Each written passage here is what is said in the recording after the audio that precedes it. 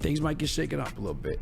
But I'm not talking about for next year. We're not doing that. I mean, if it happens, it happens during the conversation. But I want to talk about how it affects the game coming up this Sunday. And Dan Campbell had some words on that. Correct. And good chance one or both earn the opportunity that they're going to get. I was curious about your backup plan. Like, how do you approach from, whether it's off season to now, like how much time are you putting into thinking about what's next with your staff and what goes into that process? Nothing right now. Yeah. I mean, that to me is done all in the off season, and that's the point at which you have to have an answer for the next year if you lose coordinators for the following year. So that thing's been in motion. My head has been there back in the off season. It's not there right now at all, not even close. Everything is about right now. We got our two coordinators here who are outstanding coaches, as well as Dave Phipp. And they're the biggest reasons why we're sitting where we're at. And so they're here, and they're part of us. I'm glad they're part of us, and that we'll cross that bridge when we get to it. How did Ben Johnson and Aaron Glenn balance the interviews that they have with preparing for this game? Well, we'll find out because it starts today. Here's what I know this about both of them.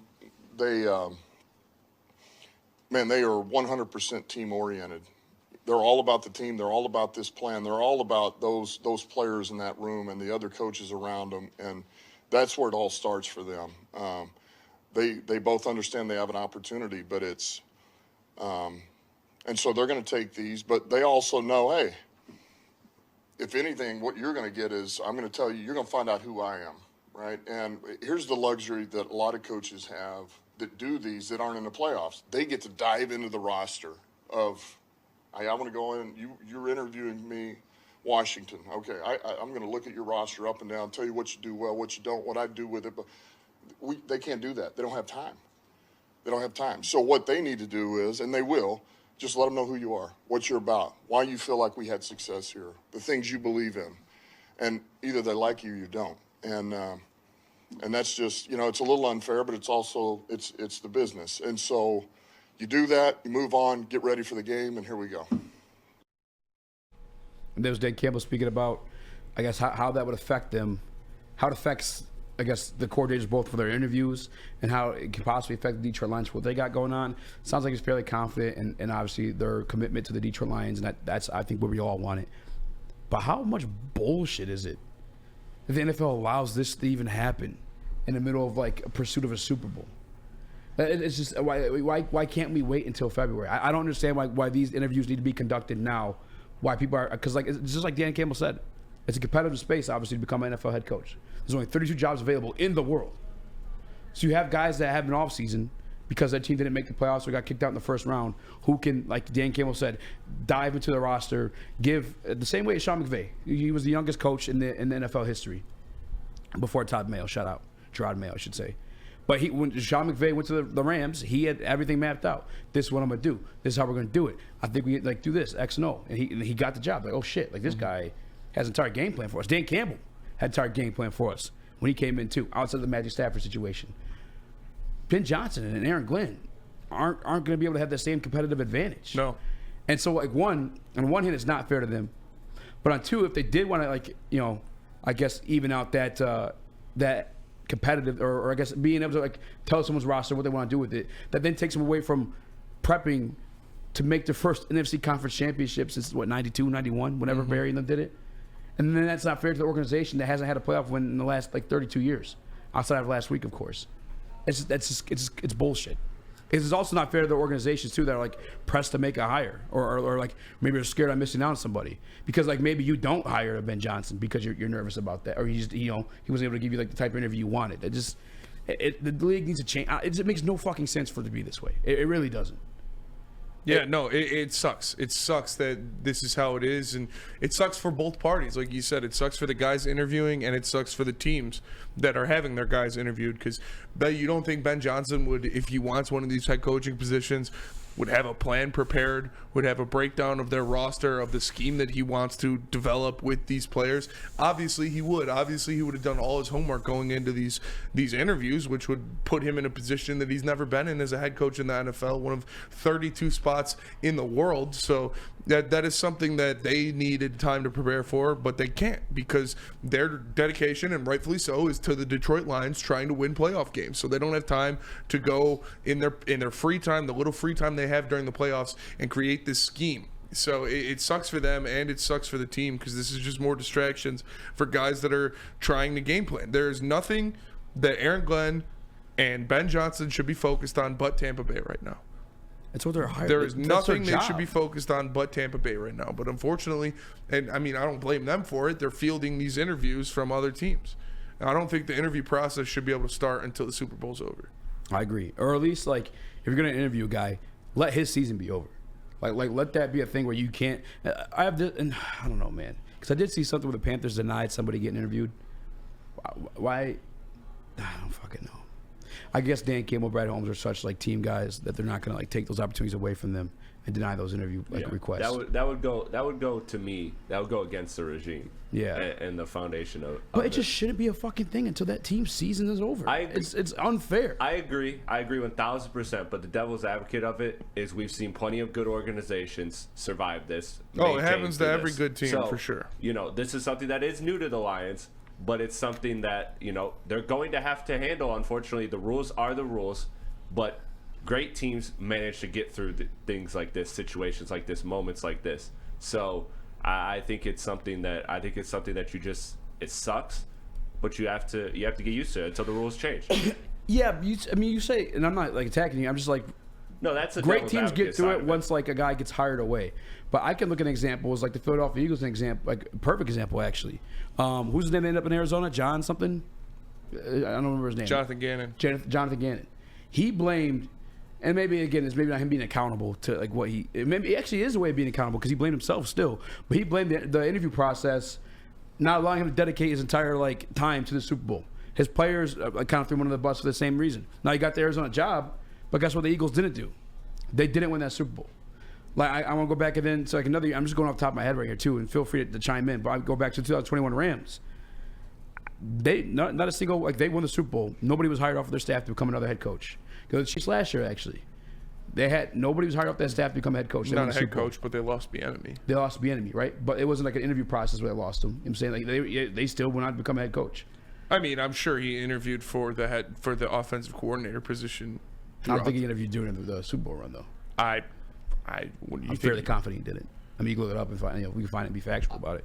I mean, the Eagles put up 35 points in that Super Bowl, so I don't think that was on the offense per se. But I think that we're gonna have to get used to I'm this. talking about the defense coordinator. Jonathan Gannon was the defense coordinator. Shit, My fault. They both got jobs as head coaches, though. Yeah, exactly. But we're going to have to get used to this as an organization because that's what good teams do. They get poached. I think it's absolute BS that they can do it, but we just need it's next man up mentality for the upcoming years. Obviously, this is big right now for this next game and hopefully the NFC Championship and hopefully the Super Bowl. But this happens to good teams all the time. It's all about next man up when it comes to next year, and hopefully Dan Campbell has been molding and creating some offensive minds to fill for Ben Johnson. Here's a quote from an article about Eric Bieniemy. Chiefs offensive coordinator Eric Bieniemy held off on speaking with other teams until after the offensive coordinator vacancies before the team had won the Super Bowl. But the game and the parade are now in the books, so he interviewed with the Commanders. So he told them, like, no, I'm not interviewing. And they won the Super Bowl. Yeah. Yeah, like, it's just, I don't know, man. I don't know. It's bullshit. I'm not going to, I can't fix anything about it. I could sit here and bitch about it. And maybe that moves the NFL to do something. You got the fans, get on Twitter, get on X, complain about this. I mean, I don't know, something has to shake. I don't think it's going to come from us, per se, because obviously the NFL doesn't give a fuck what the fans got to say. Well, the Cowboys situation would never happen. That game would have got turned over. But I think league offices, I think Sheila, I think other owners that are being affected by this or have been affected by this should speak up, man, because this is bullshit. Yeah, but then you get that divide of the consistently good organizations like San Francisco, like Philadelphia, like the organizations that have been consistently successful are the minority of the owner. So if you make it like a Lions, 49ers, Eagles complain, but for every one of those three teams, you're going to have teams like Chicago, teams like Carolina that are against that. So it's like it's not going to fuck those teams. You can still hire him. Just wait until after their season is over. I agree. There's nothing those teams could say that they're at a detriment because of. I agree, and I think this is what the NFL looks at, and I think it's wrong because I think you're ultimately right. But I think maybe the NFL is looking at it from the perspective of these teams that suck. If we give them more time, more opportunity to figure out their offseason, they essentially have longer off seasons than the teams like the Lions that are competitive right now.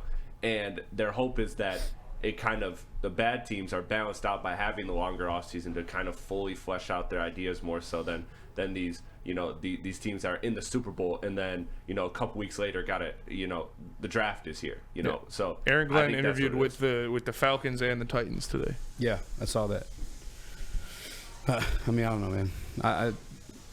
I will be unconvinced that this is absolute bullshit. I don't think even the minority teams, because you brought up the 49ers, they've been in Super Bowls, but same thing. They haven't won one, So it's like, it feels like correlation-wise, it is affecting these coaches.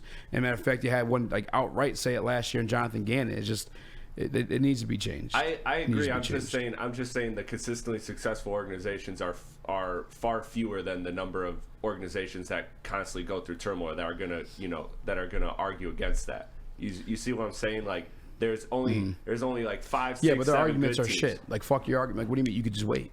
You know what I'm saying? I know, but that's how the league works. If it's 25 teams arguing against 5, 6, 7 teams, Roger Goodell is probably right or wrong gonna side with the 25. Yeah, fuck that. Are you guys concerned personally that this is happening for the Lions? Do you think it's going to affect them this Sunday? No, I don't. Easy? I don't. I think this team is locked in enough. I think Dan Campbell has his players and his coordinators locked in. It's just like any time I hear anything about distractions from this team, I don't buy into it at all. This team is locked in. They're dialed in. He has them focused. They've all done this before. They've all been in coaching staffs. They've all done this before. They've been Aaron Glenn and Dan Campbell have never been in situations where they've made a playoff run as coaches. No. They didn't make playoff runs in New Orleans. They didn't make playoff runs in New Orleans. No, not as a head coach, not as a defensive coordinator, and Ben Johnson not as an offensive as a coordinator. coaching staff. As the heads of those I'm staff, saying they as haven't. coaches, they've been in this situation before. As coaches, they've been in a situation where they've been deep in the playoffs before, and it didn't let them distract them at that point. They haven't. They quite literally haven't. Not at these positions. No. I'm saying as coaches, Yeah, when but they were coaches. But if you're being a secondary coach or like a tight ends coach or a freaking quality coach, is not the same as being the guy that's in charge of the entire unit. It's not the same. You have your responsibilities. You have the things you need to do. Accountabilities. Distractions are distractions. You're in charge of so many more things than those guys at those positions. Distractions are distractions. You're in charge of everything. Everybody on the offensive side of the ball, you're in charge and of. So you don't think they can coordinate handle that. it while doing these interviews? I don't think it's a distraction for them at all. I think it's definitely a I distraction. think they are dialed in and they know what they're doing. They're professionals and they can handle it. I think they're dialed in and know what they're doing up to like a certain point when it comes to that interview. And then that's obviously that time is taken away. It is what it is. I don't doubt their commitments. I don't doubt anything like that, and their will to win or anything like that. But factually, their time, their bandwidth is taken away from these interview processes. So do you think it'll affect them this Sunday against the I think Bucs we're that lucky. they are taking these? I think we're lucky in facing a team like the Buccaneers and one that you already beat. 2, obviously you beat them like with less of your roster, and they're not the greatest. I feel lucky in that. I think we'll escape that. But just going forward for everybody, not even just because I'm a Lions fan, I think it's just a bullshit. I hate it. I hate it for every organization. I hate it as a competitive piece too. These guys should be able to focus on the task at hand. They're already employed. They can. They can decline. They can decline the interviews like Eric Bieniemy did. That is true. That part is true. But they're not going to do that. It's a head coaching interview. Well, you're talking about like an offensive coordinator interview or where like it just. Be more mad at them then, because it's an open market, and the teams can do what they want. I'm mad at the NFL. I've been clear on that. I think it's a bullshit rule, and they need to change it. They just changed it this year because they know it was an issue after the Jonathan Gannon stuff, and they moved it back past the wild card weekend. But it makes absolutely zero fucking sense because the playoffs continue to go on. Move it. Here's this, right? There's a bye week between the Super Bowl, correct? Is it like there's no football being played? Guys are like there's Radio Row. You're doing the whole thing. Let it be then. You know what I'm saying? But then the teams in the Super Bowl are focusing on the Super Bowl. But you have an entire week. You have extra time to prep versus just like prepping within the same week. That's when I would have wanted my coaches to be interviewed the most. That's the most important game of the year. But you have 2 weeks to do it. Exactly. Two There's weeks to be literally locked the fuck more in. time to lock in. It's the same thing. This is a shorter time span. I want all the short time span focused on what the task at hand. But if you have 2 weeks, okay, then you have some leisure time. Take care of it then.